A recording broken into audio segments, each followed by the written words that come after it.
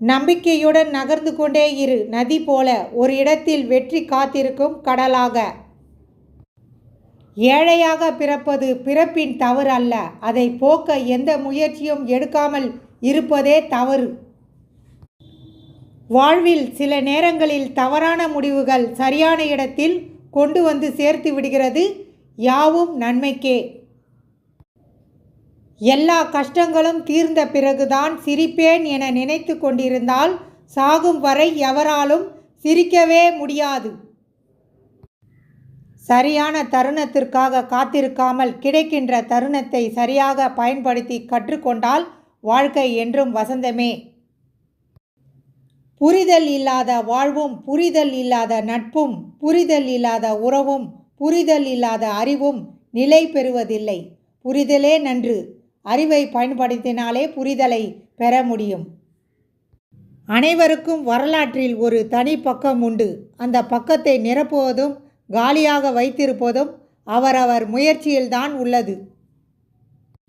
தயாராக இரு. மற்றவர்கள் நிகழும்போது உனக்கான வாய்ப்பு வரும். உன்னை யார் என்று நீ நிரூபிக்க. எளிமை ஒரு வகை செல்வம், பொறுமை ஒரு வகை ஆயுதம். உண்மை நல்லவர்களை அடையாளம் காட்டும், பொய் நல்லவர்களைப் போல் உள்ளவர்களை அடையாளம் காட்டும். முள் குத்திவிட்டது என்று முல்லை குறை கூறாமல் உனது பாதையை மாற்று.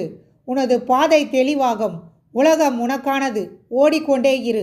உன்னை தடுக்கவோ வெறுக்கவோ இங்கு யாருக்கும் தகுதியில்லை. சிதறும் என்பதற்காக தேங்காயை உடைக்காமல் இருந்தால் கடைசியில் அழுகல்தான் மிஞ்சும். உறவுகள் சிதறும் என்பதற்காக சில விஷயங்களை உடைத்து பேசாமல் இருந்தால் கடைசியில் அழுகைதான் மிச்சமாகும்.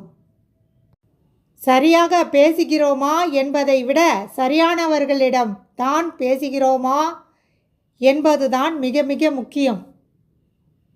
ஆசைப்படுவதில் எந்த தவறும் இல்லை. ஆனால் அந்த ஆசைக்கு அடிமையாகிவிட்டால் வாழ்க்கையில் நிம்மதி இருக்காது. இதுதான் உண்மை.